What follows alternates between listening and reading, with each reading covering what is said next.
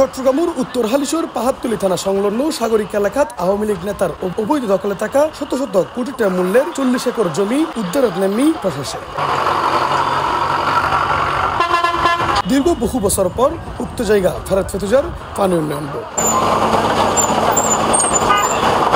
জুলাই 13 তারিখ রবিবার সকাল 9টার তুন শুরু হয় উক্ত উচ্ছেদ অভিযান। বুলডোজার আর এক্সকাভেটর দিয়ে একের পর এক ঘুরিয়ে দেওয়ার অবৈধ স্থাপনা এবং ভাঙি সুরমার ঘুরে দেওয়া মিনি স্টেডিয়াম। আমরা মোট 3 দিনে 40 একর জায়গা উদ্ধারের পরিকল্পনা নিয়েছি। তো আজকে আমরা দেখেছেন মিনি স্টেডিয়ামটি ইতিমধ্যে উচ্ছেদ করা হয়েছে এবং ওখানে কিছু কাভার্ড ভ্যান ইয়ার্ড আছে, সামনেও আছে, এগুলো আমরা করে যাচ্ছি এবং আমরা 3 দিনের প্রোগ্রাম যেটা বললাম 40 একর জায়গা পুনর্দখলের আমাদের উদ্দেশ্য রয়েছে। মিনি স্টেডিয়ামটি আসলে ম্যাসিভ আকারে হয়েছে বেশ 5-6 বছর হচ্ছে যতটুকু আমি জানি। তাছাড়া অস্থায়ীভাবে বিভিন্ন সময় বিভিন্ন স্ট্রাকচার ছিল, যেহেতু জায়গাগুলো অধিগ্রহণের পর আসলে ওভাবে কাজে লাগানো হয়নি বিধায় অনেকেই এই সুযোগে এটা অবৈধ ভোগ দখল করছে প্রায় 1970-এর পর থেকেই। তবে পার্মানেন্ট স্ট্রাকচারগুলো হওয়া শুরু করেছে বিগত 7-8 বছর ধরে। উক্ত অভিযান পরিচালনা করে পতেঙ্গা ভূমি সার্কেলের সহকারী কমিশনার ফারিস্তা করিম ও জেলা প্রশাসন কার্যালয়ের সহকারী কমিশনার মোহাম্মদ ফজলুল হাসান। আপনারা ইতিমধ্যে জেনেছেন যে পানি উন্নয়ন বোর্ড চট্টগ্রাম আসলে বেসিক্যালি তাদের যে জায়গা আছে যেগুলো অবৈধভাবে দখলে ছিল এতদিন, সেই জায়গাটাই মূলত উচ্ছেদ আমরা করছি।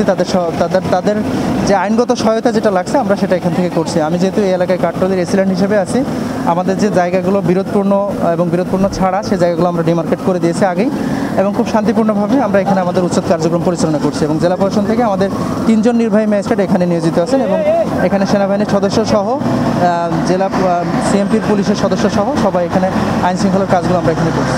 দীর্ঘদিন ধরে অবৈধ দখল তাহা এই জমিগিন উচ্ছেদ অভিযান রবিবারের তুন শুরু হলেও চলিব মঙ্গলবার পর্যন্ত।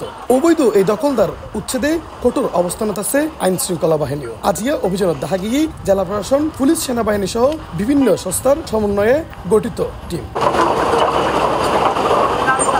চট্টগ্রাম সিটি কর্পোরেশনের ড্রেনেজ অ্যান্ড ওয়াটার লগিং পরামর্শক মোহাম্মদ শাহরিয়ার কালেত আর হয় আগামী ভবিষ্যতে এডে কি স্থাপনা তৈরি হবে। তা এখন একটা আশার কথা হচ্ছে যে এই জায়গাটা যদি উদ্ধার হয় আগাগোড়া একদম পতেঙ্গা পর্যন্ত, পতেঙ্গা থেকে ফৌজদারহাট পর্যন্ত আমাদের দীর্ঘদিনের দাবি ছিল এটা এবং আমরা একটা 8 দফার পরিকল্পনা দিয়েছি জলাবদ্ধতার জন্য। আমরা যেটা চাচ্ছি এবং আমরা যেটা পরবর্তী পরিকল্পনা করার একটা সিদ্ধান্ত নিয়েছি সেটা হচ্ছে যে এখানে একটা জলাধার হবে, আগাগোড়া হ্রদের মতো সৃষ্টি হবে। হ্রদের মতো সৃষ্টি হলে এখানে আমাদের যে ওই যে পানি শোষণ করে যে সমস্ত গাছ ওগুলো হবে, মাছ চাষ হবে, কিছু রিসোর্ট হতে পারে মানুষের জন্য। এখানে যেহেতু উপকূলীয় এলাকা পতেঙ্গা থেকে এটি একটা বিনোদন কেন্দ্র হতে পারে। মূলত পানি উন্নয়ন বোর্ডের এসব জমির বড় অংশ দীর্ঘদিন ধরে দখলত রাখেন আওয়ামী লীগের একাধিক প্রভাবশালী নেতা। এদের মধ্যে আছে আওয়ামী লীগের সাবেক সংসদ সদস্য দিদারুল আলম, যার দখলত আছিল 7 একর জমি। চট্টগ্রাম সিটি কর্পোরেশনের সাবেক panel mayor Nisaruddin Ahmed Manju, councillor Abul Hashem সহ আরো বোধকের নাম।